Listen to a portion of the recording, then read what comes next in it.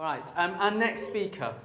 If you follow our next speaker, you'll have seen him travel all around the world, speaking at conferences and events. And in the run-up to this, when I've needed to email him about something, I usually get the initial response of, I'm just on a plane to wherever, or I'm speaking here, I'll get back to you on Tuesday, literally everywhere.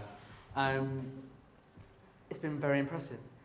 Azeem Ahmad has multiple years experience in managing millions of pounds in marketing budget on things like SEO, PPC, social, audio, visual, among other things. He has a podcast called Azeem Digital Asks, and he is a judge on a variety of awards across the globe. I don't know exactly what, he hasn't specified that. It could be Torbay's best crossword puzzler, I don't know. But that doesn't matter, right? For those of you who want to be on stages like this, or indeed already are, I can tell you that having a full video of your talk is really helpful in understanding how someone is going to perform. And Azeem definitely was able to do that. So I know that the next session is going to be fantastic. It's here to talk about video and audio. Who here is using video in their marketing already? Yes, a fair few of you. Who likes being on video? Who doesn't like being on video? I can't, that's almost 50-50. Being on video is a bit like eating a radish, I think, right? You know you probably should do it because it's good for you, but it doesn't taste very nice. Yeah? So we need to change all of that.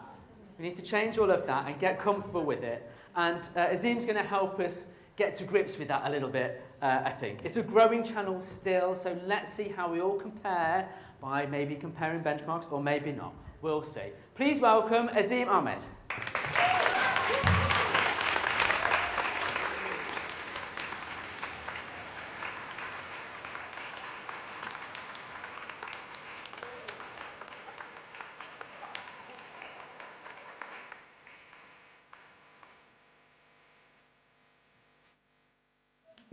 Thank you very much. I'll start by saying I challenged Paul to include the word radish in his intro, and he did fantastic. About 5 minutes ago. But what I will say is, come here for a second, please. Before I start, this event is amazing. It's one I've been very much looking forward to, so I wanted to publicly thank you and the team for this opportunity. So please, can you all give a round of applause?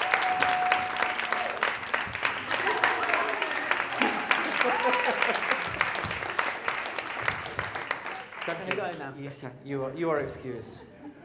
Okay, let's get that horrific headshot off. This is what we will be talking about. I knew when I was looking at the agenda for today that I would be exactly in this slot, and I would look out and see a lot of tired faces, except for this table, by the way, who have just had mad energy the whole way through. I will also share there's enough caffeine in me to probably put down a large animal. I'm going to give you my energy, and in return I'd like yours. We're going to start by playing a game. There's just one rule to this game, and it's just be safe, okay? I'm going to give you 15 seconds to either look under your chair or the table, because I've hidden one prize somewhere in this room. If you find it, you keep it, it's yours, and your 15 seconds starts now. Go.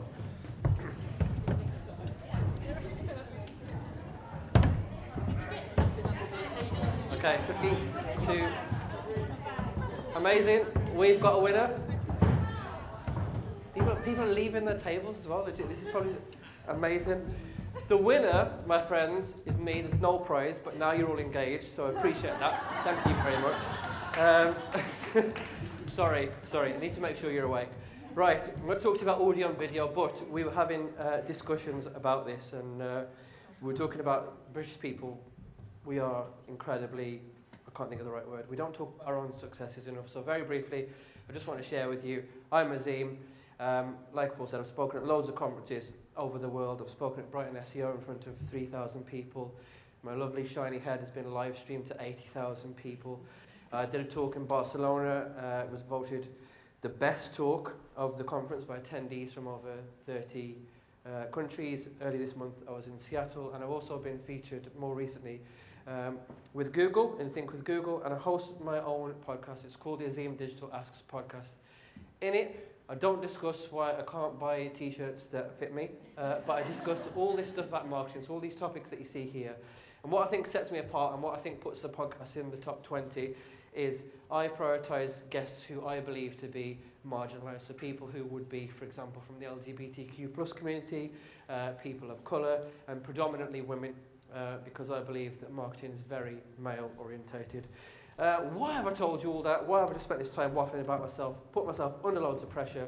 The only mention of AI you'll see in this is because I believe pressure makes diamonds. So, let me talk to you about audio and video. We're going to go through some stuff. Assumptions, audio, video, distribution and buying. A lot to get in, and you will get the slides from me afterwards. I'll move out of the way. I'm conscious that I'm blocking it. Some assumptions from me. I'm going to make this talk as widely applicable as possible. I'm not going to give you any generic case studies, and I'm going to work under the assumption that you've already got a strategy and that you do want to take that to the next level. And I think a lot of people, you don't have to put your hands up, but a lot of people have been or are in this position where we talk about this year for our content strategy, we need X monetary amount. It's just an empty phrase. So your first challenge is this. Some of you might be thinking, I don't know what I should be measuring. I think as marketers, we get measurement wrong. If you disagree, fight me. I'm joking. If you disagree, we can have a discussion about that later on.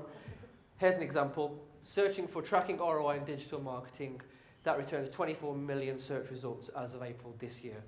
Do I think that there are that many ways to track ROI in digital marketing? Absolutely not. I believe marketers just love to spin out content. If you don't believe me, in the middle of this screen is the core KPI, brand awareness. Does my laser work? Yeah. Ooh. Around it are all the different ways you can measure it. I'm not going to read it out to you, but there's all the different ways you can measure brand awareness. If engagement is your thing, look at all the different ways you can measure that. If it's sales, all the different ways. Customer loyalty, lead gen, and digital PR, quite popular at the moment, links. So the way I see the problem is, when it comes to our customers, I think we know what they want, but I think we just don't know how they want it. And when I was researching this talk, I came across this phrase, content velocity. Just by nodding your heads, is anyone familiar with this phrase? Okay, a couple of people. Essentially, this is what it is.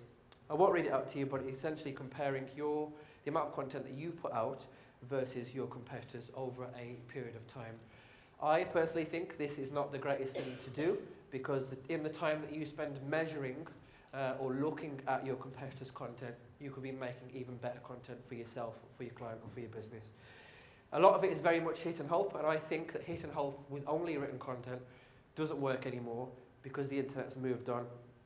So I'm going to go through the basics of some measurement here for you, and I'll keep it super basic, but there's 3 steps which I want you to hang on and take away. So the first step is where I think a lot of people are, which is the basic level. So don't be fooled by the phrase basic. That's absolutely fine. A lot of people think that they have a certain topic on their blog which performs greatest, and that will be their framework. That's fine. Better would be that they have universal analytics still running in the background, or still access to their old data in the background. It shows you longest path has got 9 touch points. And the more advanced one is, we've split out our top 5 markets in the new Google Analytics 4. We now understand which of our countries or regions prefer audio, video, both, none or more. So your first challenge at this point, you might be looking at thinking, I don't understand how analytics works. I'll very quickly give you a whistle-stop tour. You don't need to be a super data geek to get involved in this.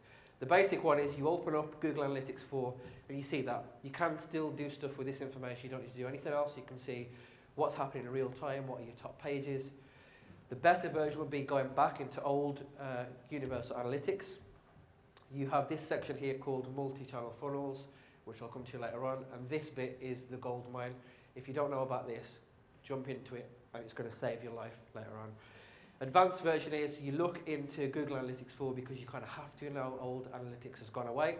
You can see here that I've got the United States, and I've looked at the channels by early, mid and late touch points and see which channel performs best. Right. To do this and to get access to some of this information, you need to navigate Google Analytics 4, and you have to do some extra things which I've shared here and I will share in the slides for you.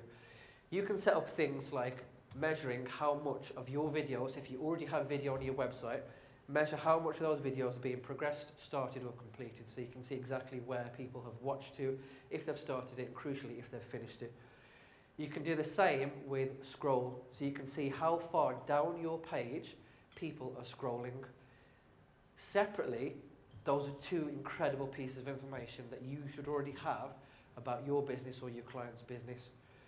When you put them together, that's when the magic happens, because you'll be able to see, for example, in Italy, how far those users are scrolling, and crucially, how much of which videos they're watching.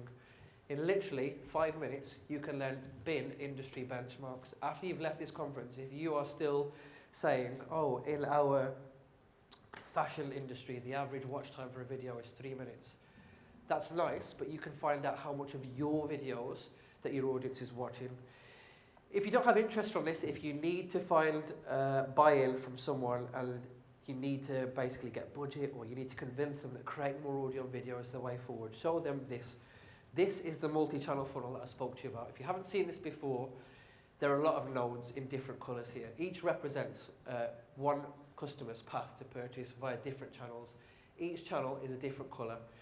Put this in front of someone, for example, in the boardroom. I can almost guarantee you they won't have seen this, so this will be like a different language to them. Put that in front of them and say, these are all the different channels, and this is a purchase path for our customers to create this. One of those channels could be, for example, here. Let's say, where we've got referrals, social network there. Let's say you've put a video out on social media. You then say to that person, that decision maker, if you take this piece of budget away from me, that I can't create that video and put it out there, that step in the purchase path goes away. Ask them how confident they would be if the rest of the path would continue had that piece of audio or video content not been there. And then don't say anything else and just literally watch the silence. That will get you the buy-in. If you still need to convince them further, you can narrow it down and just shove data in their faces. I'll show you how to use this information. Let's say you operate in all different countries. If it's not in countries, it can be regions. Let's say you've got an audience in France. You know they don't scroll, but they'll watch videos a lot. It's super simple. Give them the video early on in the page. Don't shove videos at the bottom of the page. I'm mindful that I'm here and you're looking at the slide, sorry. Don't shove videos at the bottom of the page. Give it to them at the start. It's literally right there. Give it to them as easy as possible. Let's say in Spain they do the opposite. They'll scroll, but they won't watch the video. Give them super detailed, super informative content. See where they leave the page, see where they drop off, and use things like RLSA, which is remarketing for search ads in PPC. If you know where they're going to drop off and at what point, you can use that to your advantage. For example, I used to work for an Irish healthcare service about quitting smoking. So the KPI was to get people to sign up. People would read but not watch the video and then leave the website. I built an audience list off the back of that and said 96% or whatever the percentage was of people who use our service quit and stay quit when they use us. That was enough of a grab to get them come back to the website and to sign up. Let's say, for example, Italy, that they will scroll or watch videos on an average basis and they have a high ASD. ASD is just short for average session duration. I couldn't fit it all into the box. These are the people that I call page hoppers. Very likely in the research stage. Again, you can build an audience with them, use remarketing in PPC, and this is where you hammer your brand in front of them. Because if they're researching, they're going to be looking at you and your competitors, and this is where you want to be standing out. If, for example, you have an audience, let's say in Germany, that they don't scroll, they don't watch videos, you might be thinking, right, I can't do anything here, I'm finished. This is where most people give up. I would say create short form videos, e.g. Instagram Reels or YouTube Shorts. Put them earlier on in the purchase journey because you'll have a piece of content now and you can still introduce your brand to them. But there's low engagement, so I would review what you're saying and where you're putting it out because there's obviously a clear disconnect. Your second challenge or third challenge would be this. Audio and video has no value for my business. You might have heard this, or you might have seen in the presentation list that this probably one isn't going to be one for you. But I'm going to show you some things here about audio. And a lot of this stuff you should already know, audio only. It gives text a voice. It's super low on production value and cost. Therefore, the barrier to entry is minimal. Bless you. The barrier to entry is minimal. So when I started my podcast, I got a very cheap microphone and free editing software. What I couldn't afford in cost, I made up in time. It would just take me longer to edit the audio and put it out there. Now it's become a little bit more popular. I've been able to get better equipment and spend less time and make it happen.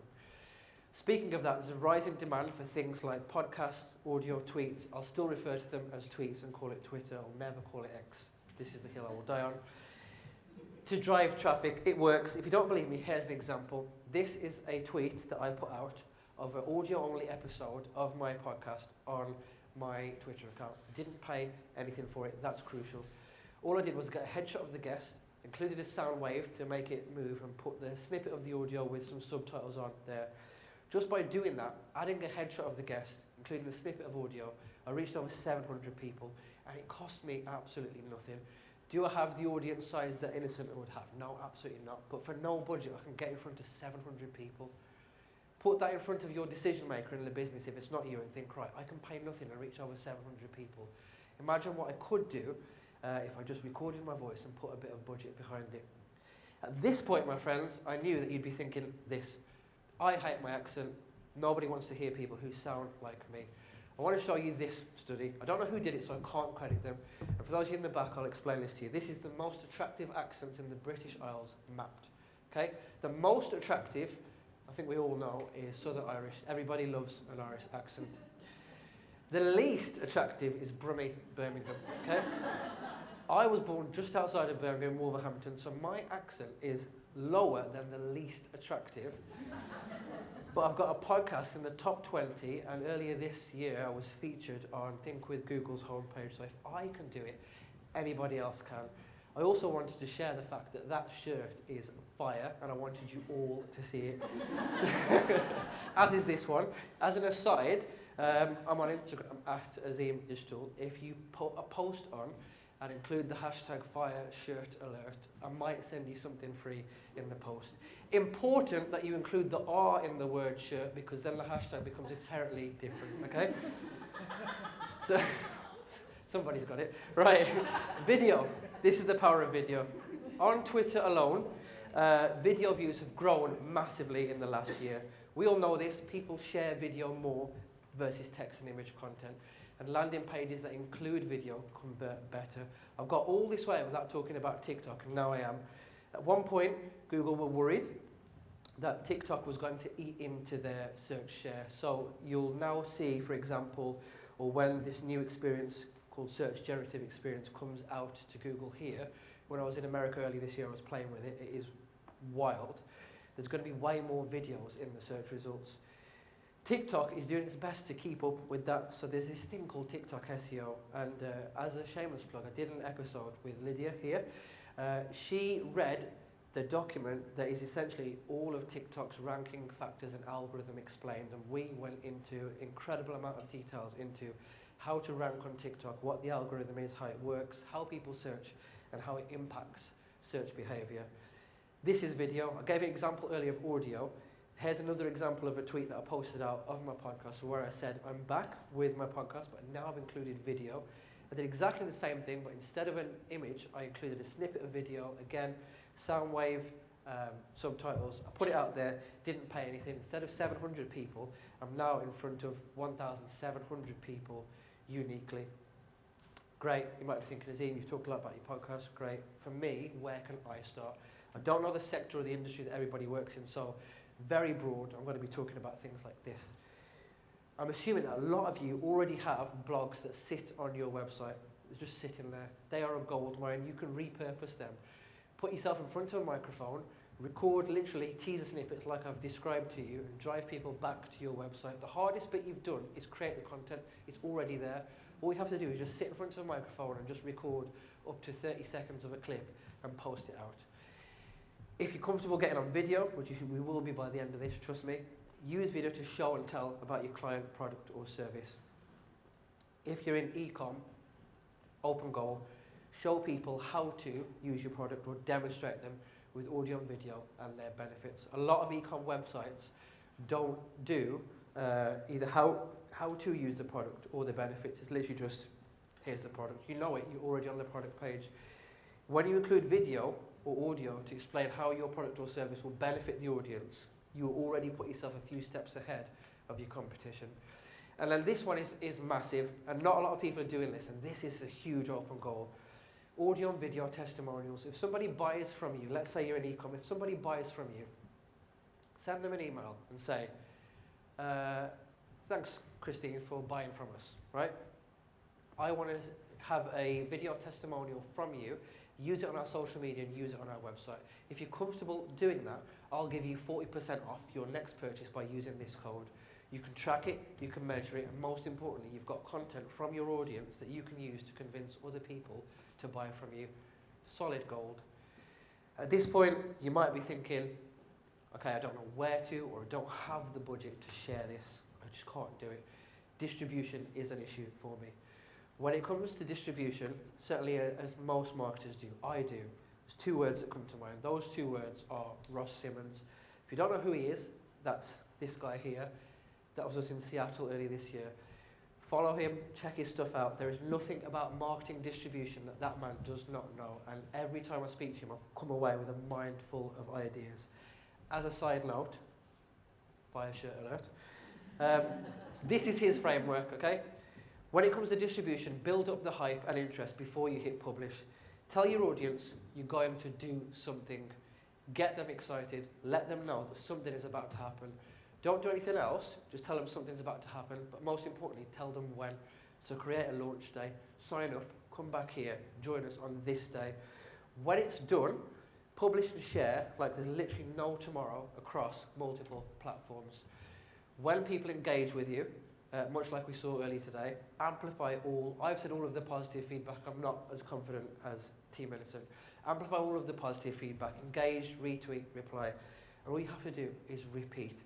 If you don't believe that that platform works, literally Canva did it and got them 6 billion valuation, millions and millions of users, lots of money. Great. You're thinking, that's Canva. Here's your next challenge. I'm guessing that you're thinking, well, my boss would never let me do any type of this work. Great. This here are 3 words that if you take nothing away from this presentation, I want you to hang on this section. This, for me, has worked 99% of the time. This is a matrix called trust versus performance. And it looks like this. It's a relative scale. This, I've done it what a typical marketer would do. So this is something from Simon Sinek, and they use this to recruit Navy SEALs into the US military. I read it and thought, ooh, how can I turn that into something marketing? This is what I use when I'm talking to the boardroom. I will say, when it comes to marketing channels, this channel here, we all avoid. Nobody wants to use it. The example that I use, again, challenge me later, but I say that that channel would be display advertising. Just hammers impressions everywhere. The creative's out in front of anyone and everyone. Does it work? We don't know. Everybody wants that channel, the unicorn channel. I would argue that it probably doesn't exist, because if a marketing channel existed that performed to a high level and was trusted very high regularly, we wouldn't be in the situation where we are now. You can achieve short-term victories by having a channel that performs very well but is low on trust. When I use this example, I talk about programmatic display. The difference between programmatic and normal display, very broadly, is that with programmatic display you can get a report that tells you where your ads are and the quality of the inventory. Because I've got time left in the presentation, I'm happy to share this story with you because we're all friends. I got a report about some programmatic display campaigns that I was running. Before I carry on the story, let me explain. The reason why it's low trust is because there's a lot of brand safety issues. You can't control where your brand is and isn't going to be. So for example, if you were talking about something that was quite divisive politically, you could be put right next to a news article. Right, back to the story. I got a report about programmatic display ads. Very broadly, you get website, impressions, quality, 3 columns. I look at the lowest impressions and the highest quality because I want more of the impressions of high quality. Looked at this report and I've come across this website, which is basically comfortmonitor.com. Never heard of it. I do what anyone else would do, jump on comfortmonitor.com, try to think of something that isn't an innuendo. When I've hit enter, it turns out to be a Dutch escort website, which allows me to hire a Dutch escort if I wanted to do that. I've done that on the company time, on the company computer, and in less than 30 minutes I'm getting phone calls and emails about loading up not safe content at work. Not always safe, not always trustworthy, you probably shouldn't do that. The gold is here in these two channels, which I would say audio and video. You can use them interchangeably. They will take time to perform. You're not going to get success out of them straight away, but you can trust them on a very high level. Why? Because it's either you or your clients or employees' faces on them. You trust them because it's them, relative, they're talking about stuff that they have expertise on, and it is solid gold. The issue is they just don't perform straight away. It's very unlikely you'll put a video out and it goes viral overnight. Everybody wants to do that. As an aside, I'm working on something that will allow to assess what makes certain videos viral in the time that it takes you to do a prompt on ChatGPT, which I'm happy to share when it's ready. Your last challenge is this. You're thinking, right, I've given you loads of examples, I've had loads of stuff from you, Azeem, but I don't know where to start. Help. Don't know what to create a video on. I'm going to give you a handful of examples here on how you can leverage audio and video, like tonight. Let's say you want to share information. You can weigh in on current events. Stay away from political events, always a minefield, but weigh in on things that are happening currently. There's an example for a video. 3 things that you didn't know about my client, business, product or service. Well, the easiest one will be stitching. That's where you put your video alongside something else that's popular and you react to it or work in comparison with that video. Open goal. That's sharing information. The next part would be personal or professional life. A lot of the things that I've come across are where businesses are seen as faceless. We know of the business, we just don't know who they are. We don't know anything behind them. They're just a big beast of a corporate entity. Who are you people that work behind this?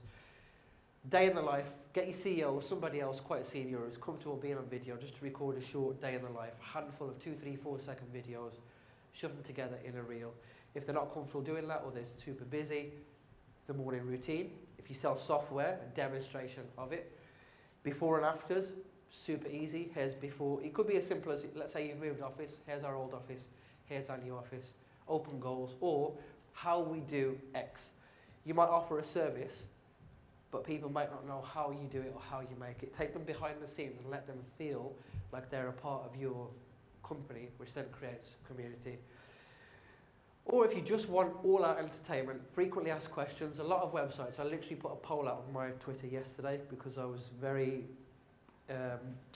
against having FAQ pages on websites. I don't like them. I believe that your website should answer the content that people want as opposed to having a list of FAQ pages. Feel free to disagree with me. The poll that I put out is in the opposite. Frequently asked questions, right, what is your product, how does it work, etc., etc. FAQs, viral hack tests, things are going viral all the time on TikTok.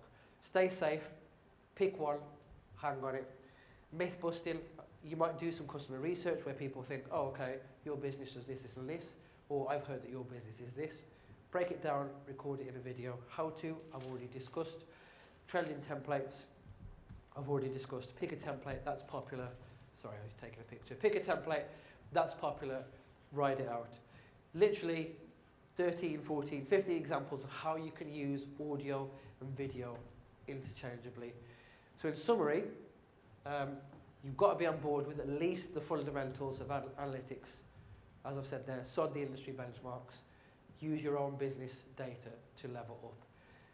By now, or at the end of this, or if you go back to the slides and you see this, you've got a shed load of data just sitting there in analytics. Don't let it put you off. I am not a data expert, but I know enough to find out what I need to get me the buy-in to create the content that I want. And hopefully by now you do too. Understand which cities or country want audio, video, none or both. Like I said, the barrier to entry is incredibly low and incredibly cheap. You segment your strategy in that way by market for greater impact. Told you that I'm always going to call it Twitter. If you've enjoyed that, please follow me on either LinkedIn or Twitter. I have a lot more to share, but not a huge amount of time to share it. But it's been a pleasure to be a human Malteser on this stage, sharing this information with you.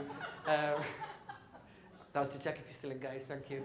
I've really enjoyed that, and I hope you did too. Any questions, I'm happy to either take them or chat to you afterwards. But ultimately, thank you very much.